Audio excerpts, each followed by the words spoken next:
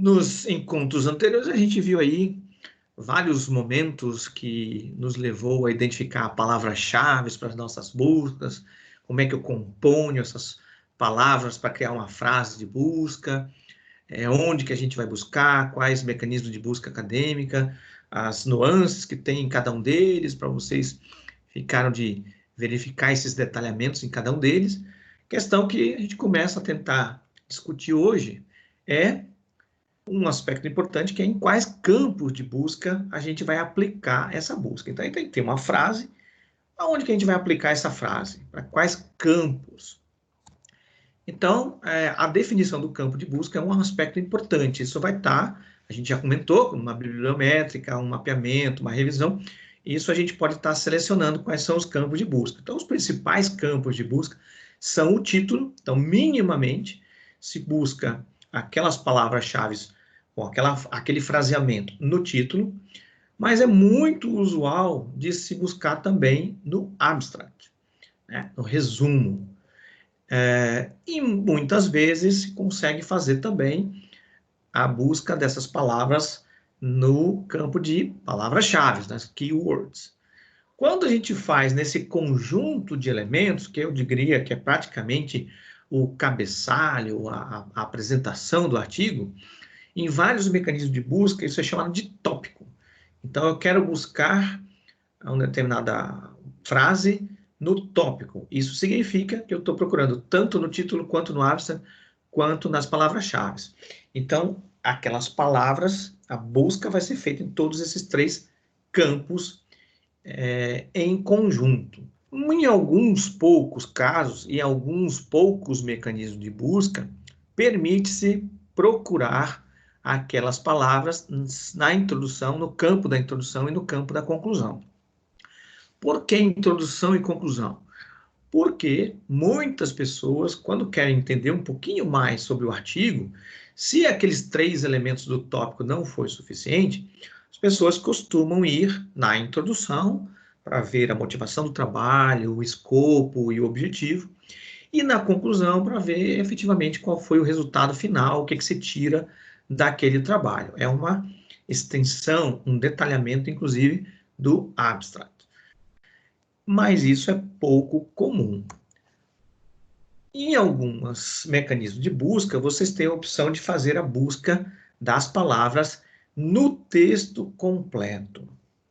Aqui eu coloquei, para evitar fazer esse tipo de coisa, e eu coloquei como sendo impraticável, porque no texto do artigo, principalmente ali na introdução, na fundamentação, nos trabalhos relacionados, acontece a possibilidade de você estar falando de várias coisas, de várias áreas, de várias aplicações, de várias técnicas que são relacionadas, mas que são fora da técnica específica, que às vezes da aplicação específica ou da área específica que você está trabalhando. Ou seja, é muito provável que o texto, na sua íntegra, traga uma quantidade muito grande de palavras, ou seja, você vai muito que provavelmente encontrar a sua busca quando você considera o texto completo. Então, é pouco produtivo, traz muito resultado e o foco do artigo muitas vezes não é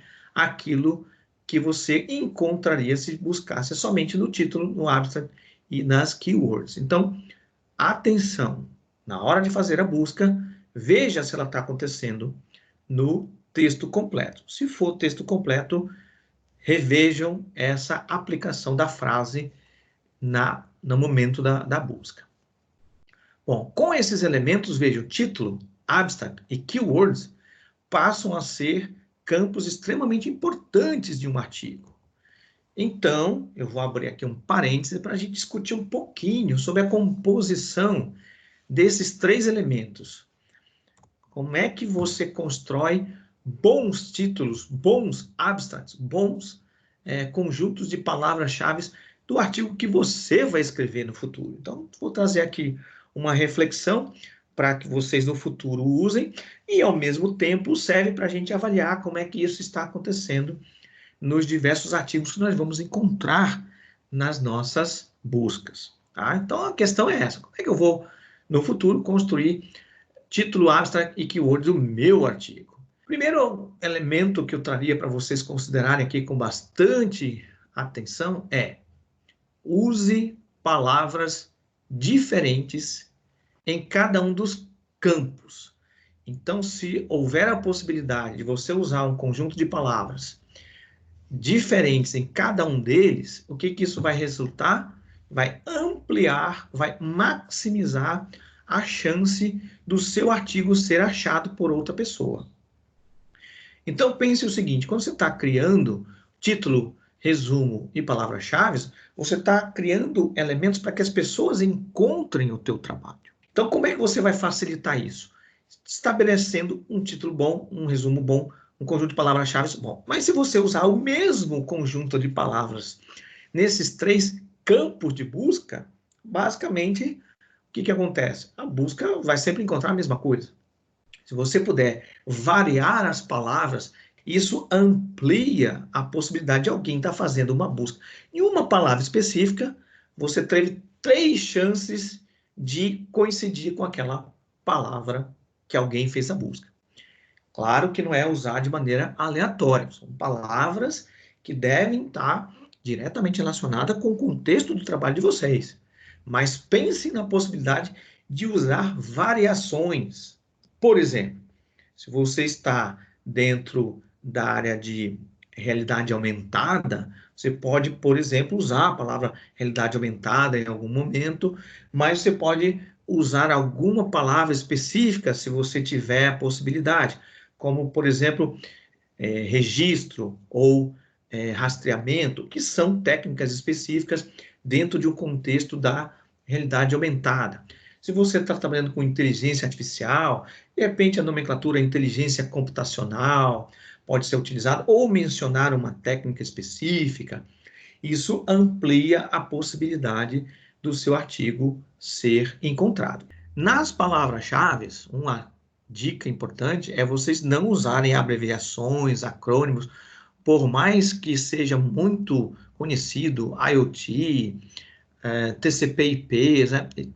Tentem fugir dessas abreviações, porque isso pode ter significados diferentes em áreas completamente diferentes, tá? Outra coisa importante nas suas palavras-chave, as pessoas colocarem o nome do software que foi nominado. Então, eu criei um software chamado Connect, e aí vou colocar como palavra-chave Connect. As palavras-chave são termos amplamente conhecidos, amplamente utilizados para indicar áreas de conhecimento. Nome de um software, por mais bonito que seja o nome, por mais maravilhoso que seja a sua contribuição, ele não vai ser um indicativo de uma área. Ele é o nome de uma marca, é o nome de um produto, uma coisa específica. Então, não caiam na tentação de usar como palavra-chave o nome do trabalho de vocês. Isso impede, atrapalha quando querem encontrar o trabalho de vocês. Dificilmente uma pessoa vai estar procurando pelo nome específico do software que vocês utilizaram. Para a composição dos resumos, existe uma norma, que é a NBR 6028, atualizada ultimamente em 2003, que diz, com relação ao resumo, que ele é um elemento obrigatório, todo trabalho científico tem que ter um resumo, e ele contém a apresentação concisa dos pontos relevantes do trabalho científico, fornecendo uma visão rápida e clara do conteúdo e das conclusões do trabalho. Complementando em outro momento, a norma diz: deve descrever de forma clara e sintética a natureza do trabalho, o objetivo, o método, os resultados e as conclusões, visando fornecer elementos para o leitor decidir sobre a consulta do trabalho no todo. Vejam, diferente do que muitas pessoas imaginam, o resumo ele não é simplesmente uma introdução, um início, um chamariz para o trabalho. Ele é um resumo do todo. Então, ali a gente vai, sim, apresentar métodos, resultados, obviamente que é um resumo dos resultados, os resultados mais relevantes, e vamos apresentar no resumo também as conclusões, ou melhor, um resumo das conclusões, o significado geral daquele trabalho. Então, vejam, eu não fico omitindo essa informação. O resumo, ele entrega tudo que o trabalho tem. E é através dessa análise do contexto completo do trabalho é que eu vou, então, se eu sou um pesquisador específico da área, vou adentrar nos métodos, vou adentrar na argumentação, no tratamento dos resultados, na composição dos dados e no encadeamento do raciocínio para chegar nas conclusões. Mas tudo isso eu já tive uma boa prévia lá no resumo. Eu não fico escondendo. Um artigo científico é diferente de uma obra literária, de uma prosa, onde se cria muito mais uma expectativa. O resumo não é para isso, não é para criar uma expectativa, é para apresentar o escopo geral do trabalho, incluindo as conclusões. Então, isso inclusive indica a qualidade do resumo. Se a gente for pegar a norma, ela indica que tem que ter estes elementos: o objetivo, o método, o resultado e as conclusões. Vejam que vários artigos que tratam da temática da pesquisa sistemática, como Peterson e Liberati, eles falam da importância de se ter esses elementos no resumo. Se o resumo não tem esses elementos, a minha busca fica prejudicada. Quem está fazendo um mapeamento, quem está fazendo uma pesquisa bibliométrica ou até uma revisão, vai estar prejudicado, porque às vezes estou procurando esses elementos, os desfechos, as conclusões, e isso não está no resumo. Então eu posso eventualmente estar deixando de encontrar um material talvez até muito significativo, mas porque o autor não teve o trabalho de fazer um resumo bastante conciso e completo para facilitar a minha busca. Então, eu não encontrei um trabalho bom, mas não foi porque a minha busca está errada, é porque, infelizmente, o resumo ele não foi completo. Então, realmente dificulta. 3.3, aí o resumo deve ser composto com uma sequência de frases concisas e a norma recomenda que isso seja composto como um parágrafo único. Quando a sua extensão, o tamanho, o parágrafo, este parágrafo, ele é sugerido na norma de ter entre 100 e 250 palavras. Vejam que o resumo, então, ele é bastante reduzido, bastante conciso. Se vocês forem pegar o manual da UDESC, Manual de Trabalhos Científicos da UDESC, ele traz lá alguns indicativos de como você compor o resumo. Deve ser redigido com parágrafo único, deixa de ser uma sugestão, passa a ser uma indicação do manual, uma obrigatoriedade para o UDESC, é um único parágrafo, não tem divisão. Usar de preferência verbos na voz ativa para dar ideia de ação, ser positivo, de preferência na terceira pessoa do singular, contemplar o todo do trabalho, como foi colocado ali, contexto, objetivo, resultados e conclusão. Tem que ser inteligível, então ele por si só, autocontido, eu tenho que entender o que ele fez, o que o trabalho representa. Evitar a repetição de frases inteiras do trabalho. Então, o resumo, pessoal, ele não é uma coletânea de frases que você pegou do meio do trabalho. Isso aqui é importante, porque se você faz isso, você coloca no resumo um conjunto de frases que você escreveu no meio do trabalho. Veja, o teu trabalho, o teu artigo, ele vai ter ali 10 palavras. Aquelas frases, rapidamente eu vou identificar no meio da minha leitura. Para quem está lendo, o que isso significa? Opa, vai ficar aquela impressão de que o trabalho está repetitivo, que o trabalho não está acrescentando muita coisa, então que o trabalho não está evoluindo. Então evitem fazer isso para não criar essa sensação no leitor, tá bom? Respeitar a ordem em que as ideias e os fatos são apresentados. A estrutura argumentativa do resumo deve sim acompanhar a mesma estrutura argumentativa do corpo do trabalho.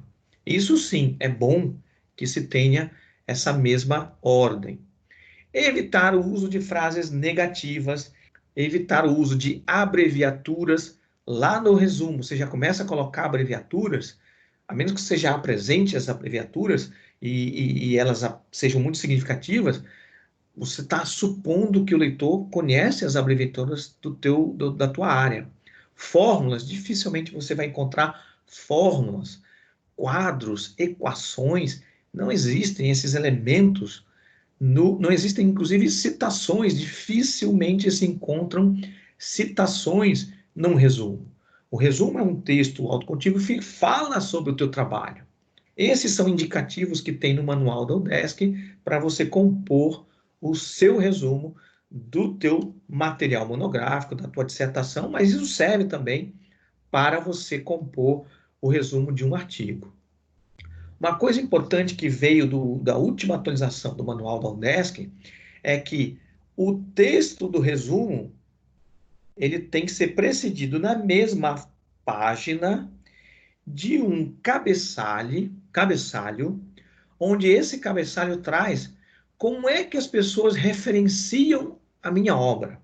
Então, isso é uma ajuda para quem for estar consultando o teu material. Opa, esse material é legal e tal. Ah, como é que eu faço a referência dele? E tem que consultar a BNT e tal. Não, está pronto ali, vou lá, copio e uso no meu texto. Tá? Então, aqui eu fecho esse parêntese com relação aos títulos, ao abstract e as palavras-chave, os keywords. Vejam, o quão importante é você compor um bom título, um bom abstract, um bom conjunto de palavras-chave para você ser encontrado, e o contrário é verdadeiro.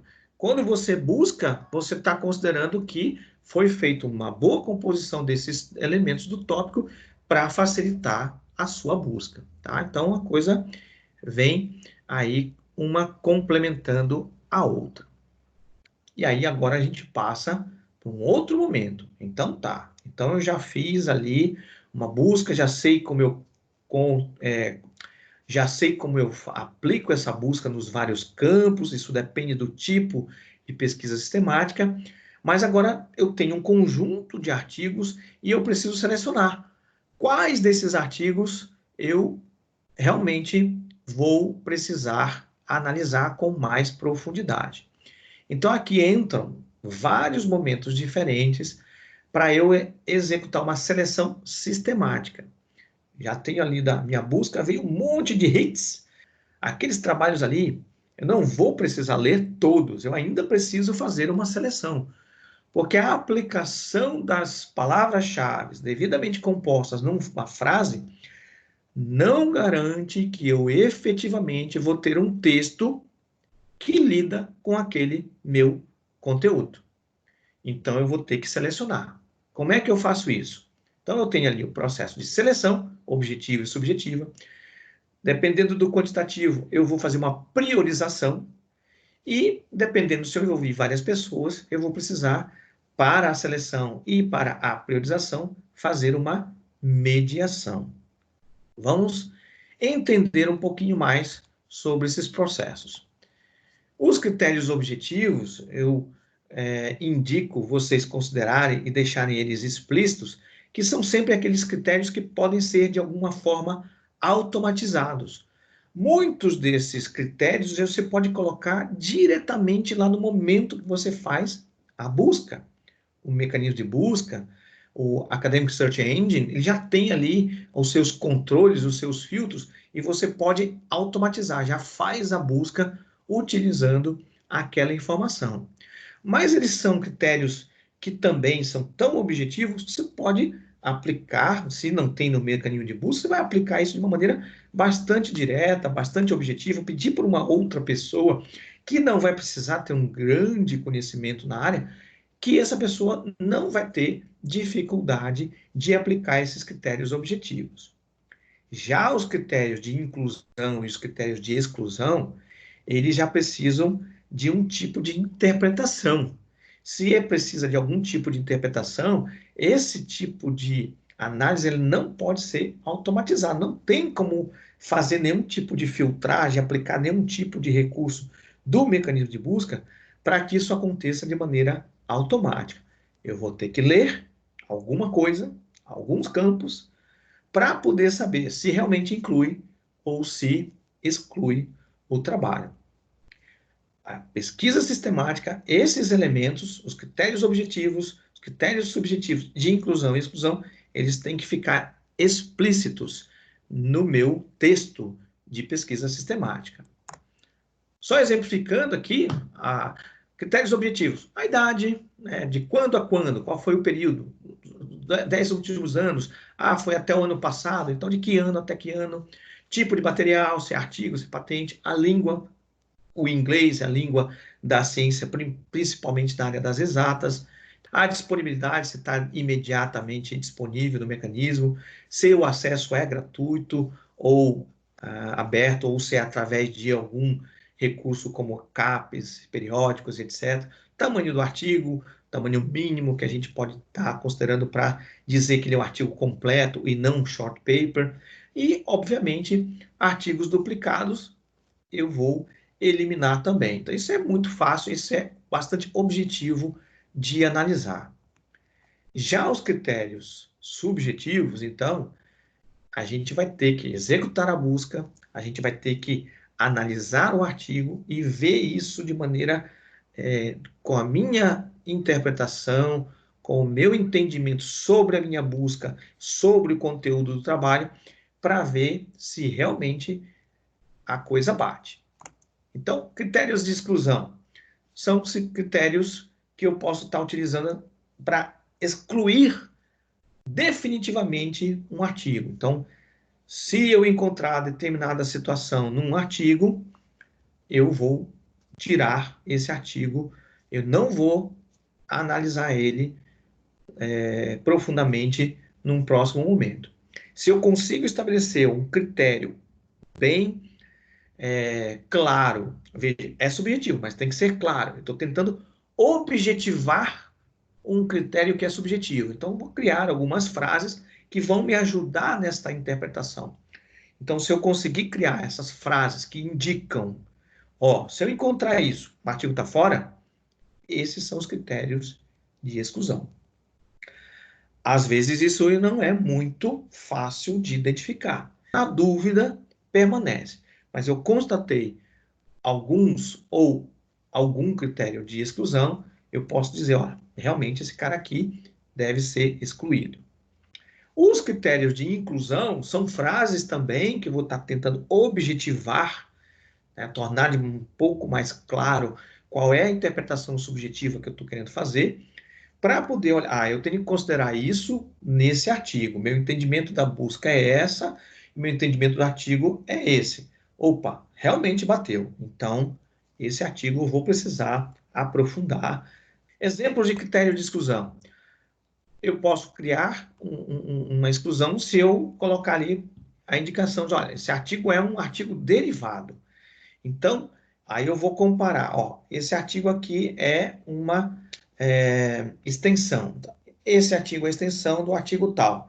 O artigo tal vai cair fora, eu só preciso trabalhar com o artigo estendido, o artigo mais atualizado, o artigo mais completo. Então, um short e tem um full, às vezes com o mesmo título, então a gente já dá preferência para os artigos que são mais atuais e mais completos.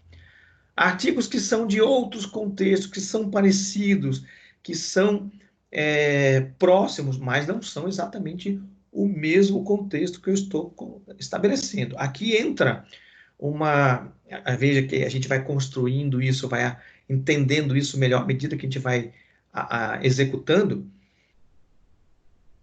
a busca do foco, tá? Nos critérios de exclusão, opa, isso tal não está dentro do meu foco. Isso atende ou não atende aquilo que eu estou buscando? Então, os critérios de exclusão são subjetivos, mas eles são fundamentais para eu me policiar e ter clareza, dizer, o que eu estou buscando? Isso tem que estar atendendo os critérios de exclusão. Se os critérios de exclusão não estão legais, talvez eu precise melhorar os meus critérios de exclusão, ou melhorar o meu entendimento, ou a minha interpretação da aplicação deles nos diversos artigos. Critérios de exclusão são muito importantes na hora que eu estiver fazendo esse processo de seleção. Outro item que normalmente se aplica como critério de exclusão é a busca de artigo. Normalmente a gente privilegia os artigos primários, os artigos de contribuição original. Então a gente tira fora artigos de revisão de literatura. Eu vou precisar ler, a gente já comentou que às vezes a revisão ela não é explícita no seu título, eu tenho que ler e perceber que lá dentro eu tenho uma revisão de verdade. Ah, é uma revisão? Então esse artigo não é um artigo primário. Então separo, tiro fora da minha revisão. Só que eu coloco ali como observação o seguinte: deixe ele de lado, mas guarde, indique de alguma forma, colecione de alguma forma esses diversos artigos de revisão de literatura, porque eles vão ser muito úteis para vocês entenderem o escopo do trabalho de vocês, ou para vocês justificarem por que vocês estão fazendo a revisão de literatura. Então vamos lá. Vou tirar as revisões de literatura, mas elas foram obtidas usando as mesmas palavras-chave, com o mesmo tipo de fraseamento, nos campos específicos que você escolheu. Então, eles têm uma tendência de estar trabalhando muito proximamente da área de vocês. Então, guardem isso para analisar um pouquinho com mais cuidado depois, porque pode ser que vocês encontrem uma revisão que tem contribuições relevantes e que até justificam, olha, essa revisão fez isso, mas não é o que eu estou fazendo. Essa outra revisão fez uma coisa bem parecida, mas não é o que eu estou fazendo. Então, você consegue argumentos para justificar a revisão que vocês estão fazendo. Uma vez definidos os critérios de inclusão e critérios de exclusão, aí a gente deve, em outro momento, dizer como é que a gente compõe, criar uma política objetiva de aplicação desses critérios. Ou seja, como é que eu combino? Por exemplo, se eu criei vários critérios de exclusão, eu posso dizer assim, ó, basta atender qualquer um. Se eu atender qualquer um, já está fora. Se eu tenho certeza que está atendendo, eu não olho mais. Imagine que você tem 3 ou 4 critérios de exclusão. Analisou o primeiro, o artigo indica que não precisa ser analisado, eu nem vou olhar os demais. Na dúvida, ele permanece. Mas se eu tenho certeza, já pode ser que você use uma outra alternativa, uma estratégia do tipo, eu tenho que atender a todos os critérios de exclusão. Então, ele não atende a isso, não atende a isso, não atende, então está fora. São duas estratégias bem diferentes que você tem que explicitar quando você faz uma pesquisa sistemática. A sistemática diz exatamente isso, você tem que deixar claro esses elementos. Ao passo que uma outra fase da objetivação da estratégia é dizer como é que você vai atender os critérios de inclusão. Então, mesma coisa. Tem que atender a todos, basta atender um, vai incluir ou não vai incluir. Eu não estou dizendo como vocês devem fazer, estou dando exemplos de como pode ser feito. O que importa para a sistemática é que isso tem que estar sistematizado, isso tem que estar explícito. Execução. Aqui vem uma prática que a gente vem adotando. Na hora que você tiver os hits, os mecanismos de busca, vem um monte de artigo, aí eu vou começar a aplicar esses critérios de seleção. Primeiro, aplica os critérios objetivos, isso já vai reduzir bastante o quantitativo de artigos que você vai ter que ir para próximas etapas. Nos critérios de exclusão, aí já demanda um pouco mais de esforço intelectual, nos critérios de inclusão também. Então, mas sugerimos ir para o critério de exclusão primeiro, principalmente você usar aquela estratégia. Basta aplicar uma exclusão, está fora. Se você tiver essa estratégia, vai ser muito interessante porque você vai afunilando cada vez mais o quantitativo de artigos que passa para a próxima etapa, que são etapas que vão exigir mais esforço intelectual e mais estudo aprofundado sobre o artigo. Se vocês puderem, é importantíssimo registrar cada um desses momentos. Tenho vários critérios de exclusão. Quais artigos eu analisei aqui, quais foram tirados fora. Pode parecer que às vezes a gente começa isso aí tudo de uma vez e já vai executando. Na área das exatas, como o processo ele trabalha com nomenclaturas, com entendimentos que são muito recentes, isso e esses elementos de exclusão e inclusão são subjetivos, ao longo do processo, os critérios eles podem amadurecer, eles podem modificar. Se isso é verdadeiro, pode ser que tenha que reaplicar os critérios até um determinado ponto. Então, vamos supor, você criou 3 critérios de exclusão. Aplicou o primeiro para todo mundo. Diminuiu um pouquinho ali. Agora eu vou analisar o segundo. Diminuiu. Quando eu estiver analisando o terceiro, eu vejo que o critério anterior acho que está tirando alguma coisa. Que agora eu me percebi que é relevante. Então, vou ter que fazer o anterior. Ou talvez até o anterior do anterior. Então é bom que você já tenha um indicativo de qual é aquele conjunto daquele momento, para você não ter que fazer tudo do zero desde o começo. Executar a análise por critério e não por artigo. Por quê? Quando eu faço isso, primeiro que eu tenho uma sensação de que eu cumpri uma etapa, então eu evoluí. E essa evolução, ela indica, ela significa, no fundo, dentro do processo da sistemática, um afunilamento, pelo menos em quantitativo. Então, essa sensação de evolução, a sensação de que os próximos passos são menores do que o anterior, mas, fundamentalmente, um dos argumentos que fazem eu sugerir para vocês que vocês apliquem por critério, é porque a interpretação do critério, a sua aplicação nos vários artigos, você precisa manter uma uniformidade. Então, eu construo aquela argumentação na minha cabeça, aplico isso para o primeiro artigo, para o segundo, e aquele mesmo critério, aquele mesmo argumento, aquela mesma forma de analisar, eu estou aplicando para todos eles. Situação completamente ao contrário. Vou pegar todos os critérios e vou aplicar por artigo. O que acontece? Eu vou pegar o artigo, vou ler o título, vou ler, aí vou aplicar o primeiro critério, passou, o segundo critério objetivo. Aí, quando eu for terminar, aí eu passo para o segundo artigo. Poxa, mas qual foi a lógica que eu usei lá no quarto critério de exclusão e é o mesmo que eu vou aplicar agora? Então deixa eu ver. Vejam, fica distante, entendeu? Para você manter a mesma lógica, a mesma forma de raciocínio uniforme ao longo de todos os trabalhos. Num primeiro momento, vocês vão se sentir tentados a pegar, encontrei um artigo aqui, esse título aqui dos artigos, 7.000 artigos, o terceiro, quarto, nossa, esse artigo que tem tudo a ver com o meu trabalho. Vou dar uma olhadinha nele, vou aplicar os critérios para ver se ele está dentro. Vocês estão perdendo tempo, tá? Porque o terceiro foi maravilhoso, talvez o 28º também seja fundamental, seja mais importante do que aquele. O momento agora é de selecionar, até que você tire o filé mignon, até que você tire aqueles artigos mais importantes. Aí, todos eles vão ser significativos.